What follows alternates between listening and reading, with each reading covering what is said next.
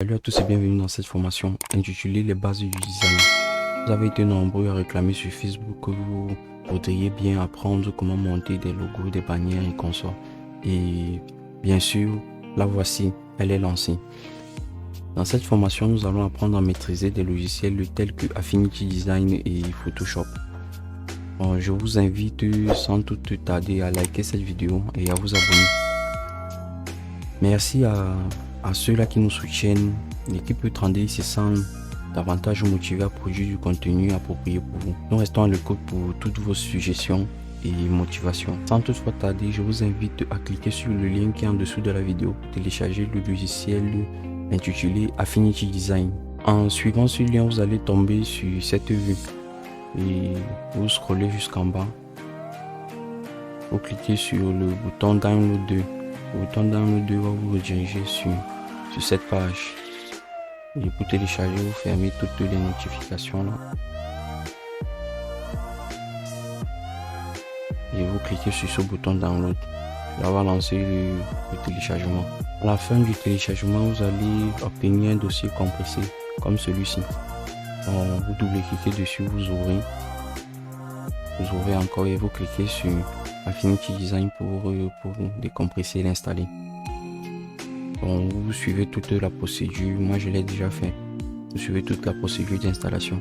Mais pour ceux qui n'arriveront pas à le faire, je vous invite à mettre un petit commentaire. Je ferai une petite vidéo pour vous montrer comment installer ce logiciel. Ok, une fois l'installation effectuée, voici son interface. Voilà comment il se présente. Dans cette interface, nous avons plusieurs barres et plusieurs menus. À gauche, nous avons la barre de menu et tout juste après, nous avons la liste des menus des formes. Nous allons créer un nouveau projet ou une nouvelle vue. On va prendre 200 et 800 pixels. Je vais cliquer là. Je prends un pixel. Les logos sont de taille 800. Je vais prendre un arrière-plan transparent et je vais cliquer sur créer. Ok, voici sa taille. Ici nous avons le calque principal. Affinity Design comme Photoshop fonctionne sur un principe de calque, c'est-à-dire une superposition de formes et d'objets qui associés ensemble vont former notre projet ou notre logo ou notre contenu en général. Pour cela, pour créer un calque, nous venons sur le menu calque ici à droite et nous cliquons sur cette icône là. Cela va nous créer un nouveau calque. Je vais le nommer par exemple logo. Ceci sera notre calque principal. Maintenant, dans ce calque là, je peux ajouter par exemple cette forme ici qui est un cercle. Bon, tout en haut, nous avons la barre des onglets. Comme fichier, édition, texte, calque, sélection, affichage, fenêtre. En fait, ces onglets nous permettent soit de créer un projet comme dans fichier, nous avons cette option là, ou de faire des éditions sur des calques, des copies, copier-coller, etc. Soit modifier du texte, modifier les formes de calque, les alignements et autres. En dessous, nous avons une barre d'outils groupée en différentes catégories. Dans le premier groupe, nous avons le menu, ou je vais dire l'option design. Cette option nous permet d'afficher cette première vue que vous voyez là. Nous avons l'option pixel.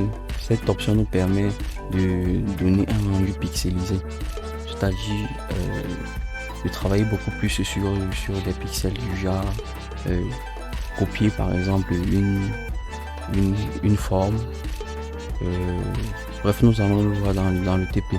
Nous avons aussi le menu d'exportation ici. Ce menu nous permet d'exporter notre projet, soit sous format PNG, en fait toute la liste que vous voyez là. Ok. Maintenant dans notre premier menu. Dans notre premier menu, nous avons des sous-groupes ici. Des sous-groupes. Ces sous-groupes sont beaucoup plus utilisés dans dans la mise en forme de notre conteneur ici. Alors nous allons aussi le voir lorsque nous allons commencer à faire des TP. Juste en bas, nous avons les configurations liées au document. Lorsque vous cliquez ici, vous pouvez modifier les configurations, la taille de votre document et la résolution. Ici, la résolution, c'est le nombre de pixels par unité de longueur. Je peux mettre par exemple à 400 pixels, à 300, bon, ça dépend de vous. Ok. La préférence ici est beaucoup plus liée aux généralités liées au logiciel, telles que la couleur, la performance, l'interface et les raccourcis clavier. Dans le menu à droite, nous avons aussi d'autres options telles que la couleur, l'option couleur qui nous permet de gérer les couleurs de notre document ou des différents calques, l'échantillon des couleurs, les traits qui nous permet de gérer l'épaisseur des traits, le pinceau permet de mettre des petites mises en forme. Nous allons voir en détail lorsque nous allons faire le TP. Tout juste en bas, nous avons l'option calque qui nous permet de créer nos calques en cliquant sur ce menu. Nous avons les effets, le flou gaussien, l'ombre, l'option 3D et consorts. Nous avons le style qui nous permet de donner un certain style à notre vue. Nous avons la mise en forme de notre texte ici.